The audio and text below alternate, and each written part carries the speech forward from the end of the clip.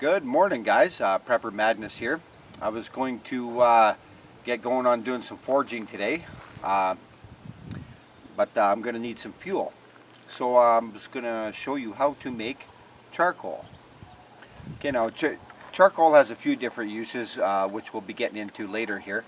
One of them is, of course, fuel for in your forge, and another one, of course, is for barbecuing. Which you can use the system I'm using right now. And another one is also making water filters, which Ranger will be getting into later. Okay, so let's get started. First thing I have is a 5-gallon steel pail. Now I pick these up at the dump, and usually the ones that I pick out either just had oil or bolts. Okay, old buckets for large construction and stuff. I don't pick the ones out that had paint or chemicals in them, because that'll leach into your into your charcoal, and also just nasty fumes and smoke. Oh, it's horrible. Okay, so you'll need a 5-gallon pail, steel pail, with a steel lid. Okay, now on the steel lid, what I did is I took a 1/2-inch drill and I put 5 holes in it in the middle. This is so that the smoke and the gases can be released. All right. Next component to this is some sort of hardwood. Now, the only real viable hardwood we have here to use for the making of charcoal is birch. So I use birch. You want to split it into fairly uniform pieces so that you don't end up scorching or partially burning your smaller stuff. Okay. Next part, really simple, guys. I'm just walking you through this. I don't think anyone's stupid, but I'm just going to walk through the whole thing. You just place it all in. I like to hold it at a bit of an angle when I do this. You just place all your pieces in. Nice and tightly packed as best you can.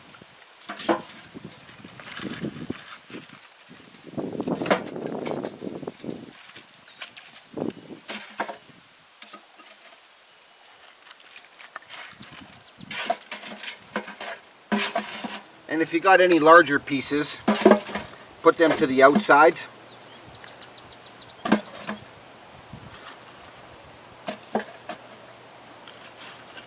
And the smaller stuff to the inside. As you can see, I got these pieces fairly uniform. Some of them aren't very uniform in lengths.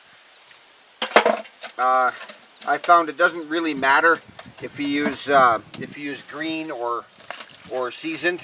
If you use seasoned wood, of course the process is shortened, because you're not going to be cooking out all of the moisture.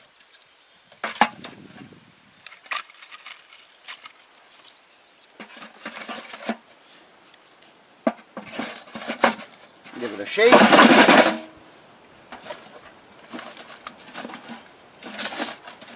And get in that last piece, It's always that last piece. Now, if you want, you can take some of the shorter ones here and put them up top, just to maximize your production, because it does take a couple hours to do this. Okay, it's all packed tight. I got everything in there that I can. I put my lid on. And bend over my tabs, seal it as good as I can. It doesn't have to be perfect. Air will leak out the sides. The whole thing is to not let the wood touch the flame, okay, or let too much air in there, because it will combust, and then you've just wasted a whole pile of time. Okay, so we'll stop right here for a sec, and we'll go over to the fire pit.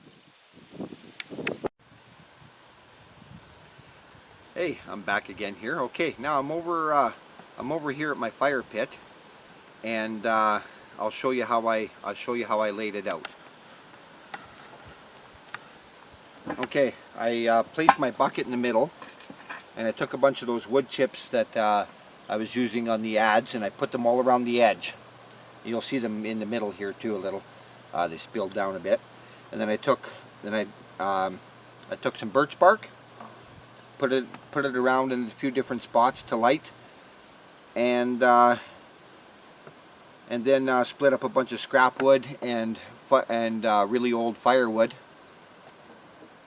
and put that all around in the ring so it gets a nice even burn all the way around it.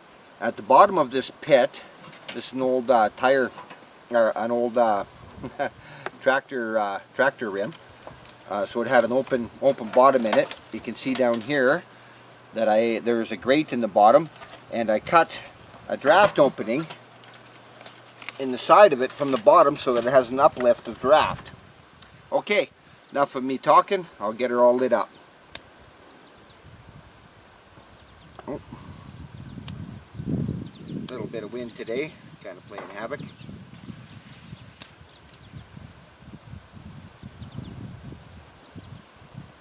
Everything's a little wet this morning here too from the dew and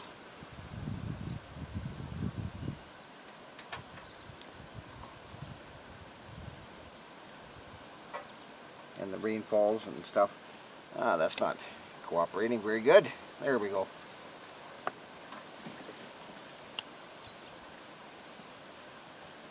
Now a little caution here too.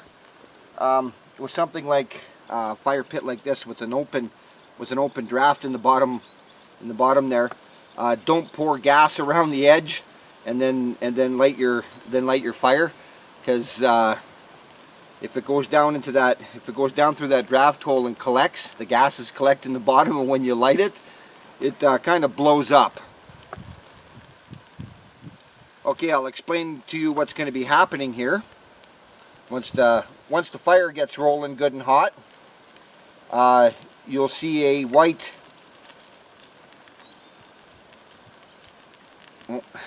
I'll just let it light from here. You'll see white smoke. You'll see a white smoke coming out of the top. That'll last for about 10 minutes, and then it'll all go clear, and you'll hear kind of like a rocket sound. That's all the gases escaping. It's actually gasifying the wood. And then what I do is I light those gases to burn them off. And once there's no more flame up top, and there's no more gases escaping, that's when you pull your charcoal out. Okay, I'll talk to you in just a bit. It's getting a little smoky.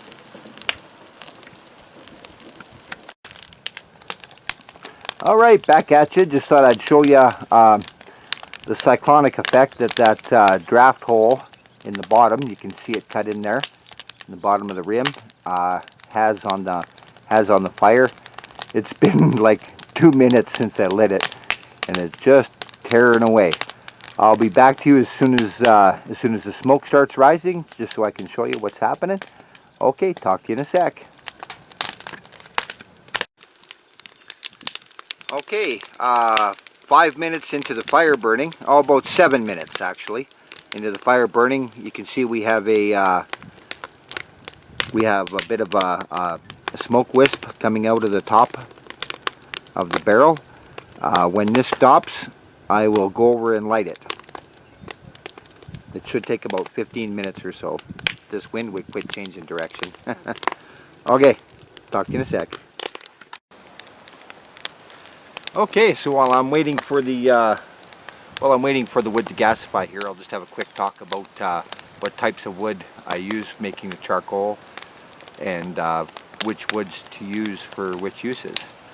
Okay, so coniferous trees, which is your pines and spruces, Doug fir, anything with a pitch basically, and or needles. You can use them in your forge. I wouldn't use them barbecuing too much, as they contain tar, and everyone knows tar isn't the best thing for you. especially if you're cooking with it.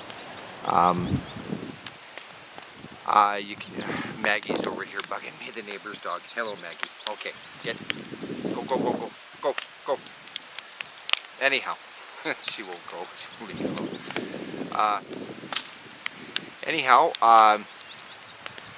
if you want a really good, hot, little bit longer lasting of a burn in your forge, you use a harder wood, something usually with a water-based sap, broadleafs. You know, for instance, birch. Poplar works okay. It's not bad. There's you can use willow a bit. I don't particularly like using willow in the forge because it comes out very very powdery, and it's a little bit, I wouldn't say explosive, but it's a little more flammable. That's why they use willow in black powder and fireworks. Okay, so for barbecuing, again, use a hardwood based charcoal. For black powder and fireworks, you're going to use willow. And for water purification, I shouldn't say and, for water purification purposes, filters and whatnot, use a hardwood charcoal.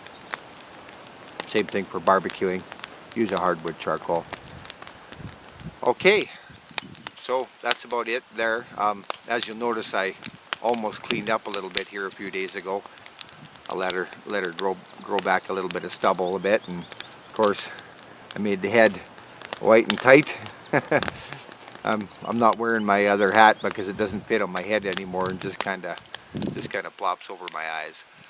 All right, guys. I'll talk to you in just a few moments.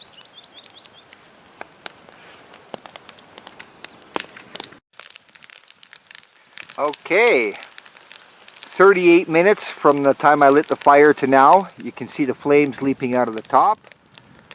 A little hard for me to tell here with this. I got the reflection of the sun behind me on my screen. So we'll just let her burn until that flame goes out, and I'll take it out. And I'll show you what I do from there. Okay, thanks guys, bye. Here's a much better picture of the gasification process that's happening.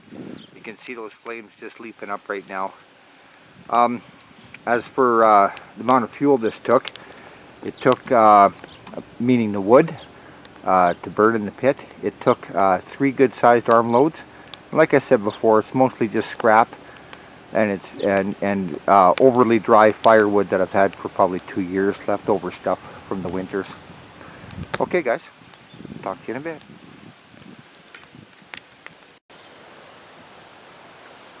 Okay guys, now it's stopped flaring after 2 hours and 15 minutes from the time I lit it. And I'm going to take it and set it off to cool. I'll show you how I do that in just a second.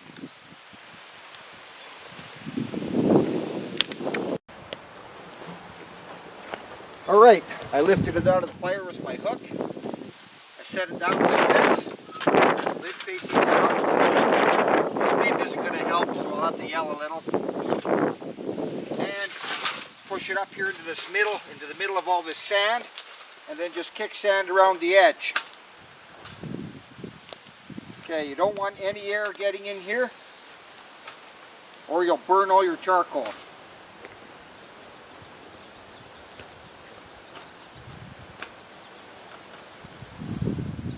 Alright, I'll let it cool for a while, and then I'll show you how it looks.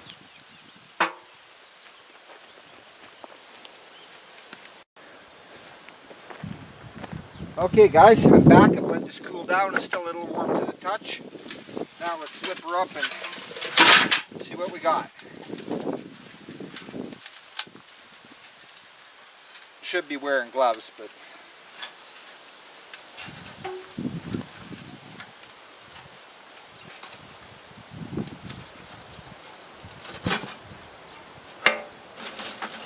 All right. So you can see we got some charcoal. Looks like I overburnt it a little bit. I probably wasn't watching it close enough. But, oh, she breaks with a nice glassy sound. Yeah, she's pretty. So after filling up a pail full of green wood, I get half a pail back in return. All looks good to me, guys. Here's what it looks like when it's overdone a little bit. That might, actually I think that might just be because of the bark. Yeah, it is. It is the bark. You can see it peeling off in layers. But yeah, that's what you get. Nice small pieces. See, some of this started to burn a bit. Overdid it. Some cases not, like this one. Beautiful stick charcoal. Alright, that's all there is to it. Take care, everyone.